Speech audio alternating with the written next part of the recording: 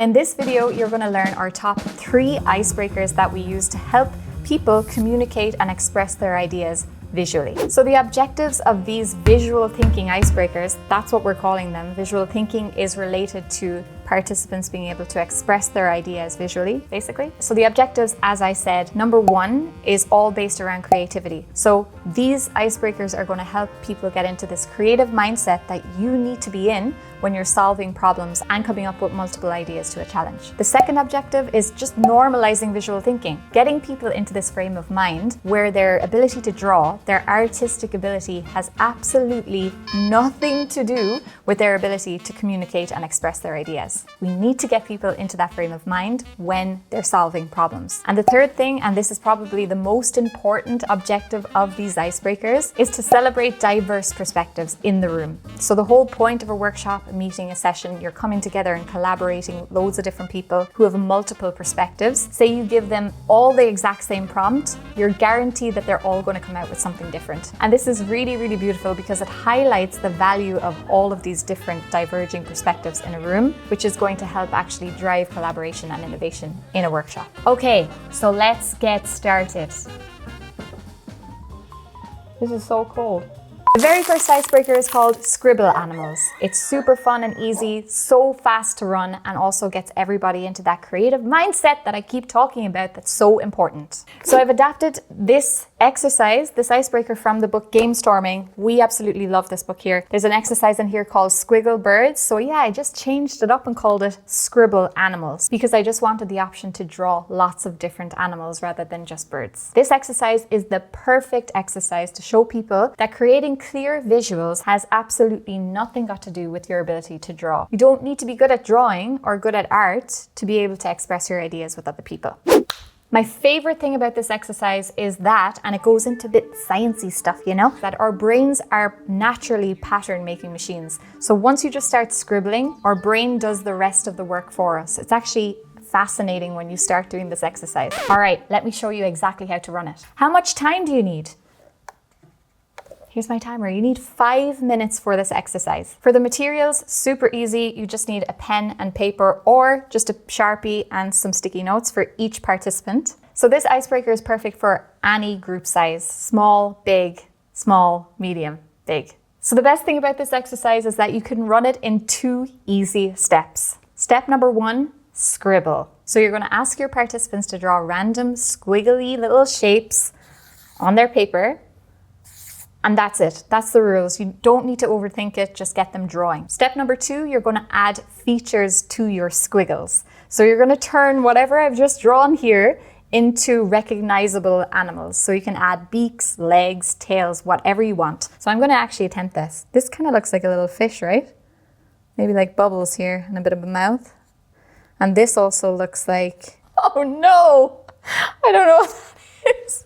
So yeah, we have a fish and a new animal that I've created. That's the great thing about this exercise because I've just created a new creature. And that's it. The whole point of it is to get people warmed up and into this creative mindset and to also show this whole point that I was talking about, that you give people a prompt and everybody comes up with something completely different. The second icebreaker is called Draw a Duck. And if you know anything about us here at AJ&Smart, you know how obsessed we are with this absolute gem of an icebreaker, energizer, warm-up. I'm using all of the terms right now because, you know, you as a facilitator can call it anything. Special shout out to David Finnegan, who's in our community facilitator club, who showed us this amazing icebreaker. Thank you so much.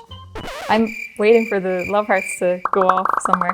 Actually, I wanted to draw like a really stressed out duck, and then I thought like it looks like he has to poop really bad. Again, this icebreaker is fun. It's going to have everybody laughing, and it's going to warm everybody up in no time. So for this exercise, again, you'll be happy to know that it's a very quick one. 5 minutes on the timer is all you need.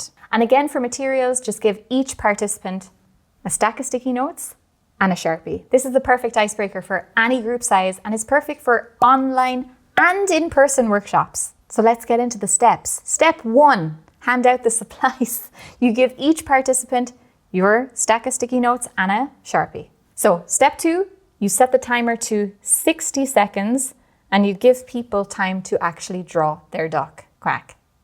I'm quickly going to demonstrate drawing the duck. Oh my God, this is actually kind of good.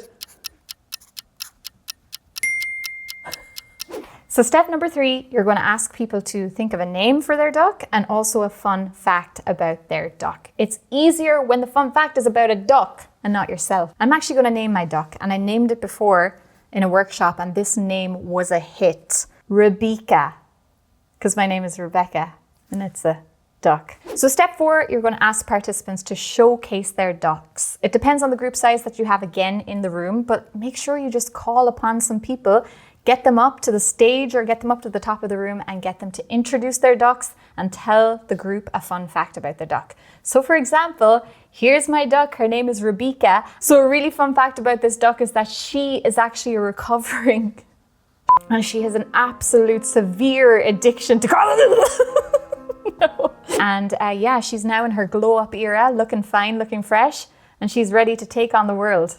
This is her. Another really nice thing to do is to stick all of the ducks up on a whiteboard, whether that's virtually or in person, and just like create a little duck gallery for everybody to enjoy throughout the workshop. It's really fun. And if you want to do this online, we've put a link in the description below from the Lego Foundation where you can actually build a duck with Lego blocks, and it's so much fun. All right, let's go on to the next one. Icebreaker number 3 is called the 30 Circles Challenge. This is a quick, simple exercise to get the creative muscles warmed up. And it was created by Bob McKim, who's a Stanford professor, plus a very good friend of David Kelly from IDEO. And also it's featured in our favorite book, Creative Confidence, the best book ever. If you haven't read it before, do it. It's all about unleashing the creative potential within us all. And you'll find this exercise hidden in here, nestled in here. I think it's page 130. The whole goal of this exercise is to push people to test their creativity by turning 30 circles into recognizable objects in a very short period of time. So let me show you how to do it. So first you have to set the timer to 3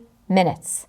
There's a running theme here with the number 3. So the materials, very easy. You give each participant a Sharpie, and also you can do this a few ways. You can either look up online a template of the 30 circles and print them out and give each participant a template with the 30 circles, or you can actually get the participants to draw out 30 circles on a page, which I just did basically right there. It's really easy. This is perfect for individuals or big groups, any group basically who needs to get into that creative headspace that we were talking about. So let me get into the steps. Step 1, give every participant a Sharpie, as I said, and their template with the circles either printed out or get them to draw them out if you've lots of time. So in the next step, you just ask participants to turn those circles that they've drawn into recognizable things. So it can be like planets, donuts, car wheels, a bike, anything. You don't want to give them too many examples of what they can draw,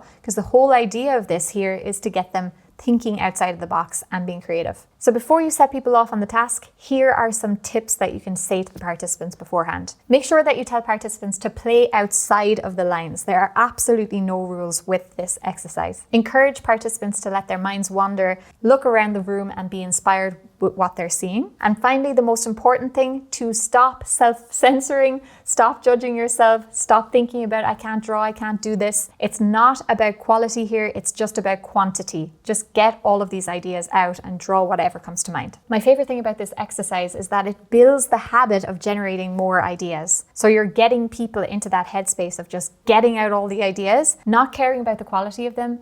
Even if they seem silly at first, it doesn't matter. Just get them all out of your head. And this is perfect if you're running a workshop, like a design thinking workshop, or a workshop where there's a really big ideation phase or part of the session, and where you just need to get people focused on the quantity of the ideas rather than the actual quality. And that's it. You should try this one. It's so much fun.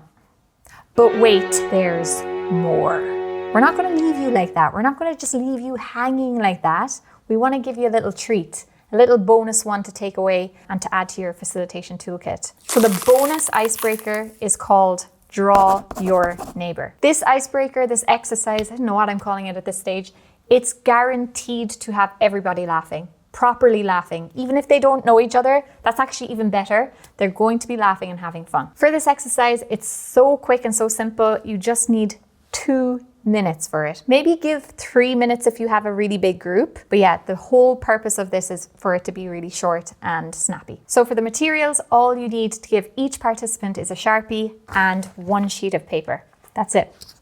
We're really good with the materials here. You don't need really much for these exercises. For the participants, it's perfect for any group size. They're going to be working in pairs. So any group size, whether that's 4, 100, whatever. So let's dive into how you actually run it. So step 1, hand out the materials. Really easy. Give everybody a Sharpie and a A4 sheet of paper. So step 2, set the timer to 45 seconds. The time needs to be a really short amount so that they can actually get in the flow, and ask people to draw a portrait of the person sitting next to them. Make sure that at this step you tell people to just have fun with it. There's no pressure on their artistic ability again. They just need to get something on the paper. And finally, the next step is you get people to share their portrait with their neighbor. And this is the part where you're going to have everybody laughing. I guarantee it. One more thing that I like to do, if it's an in-person workshop especially, is that I like to hang up all of the portraits in a gallery on a wall somewhere, so that throughout the workshop, throughout the day, people can browse all of the portraits and yeah, have a little laugh and to figure out who's who in each portrait. My favorite thing about this particular exercise is that not only is it a perfect icebreaker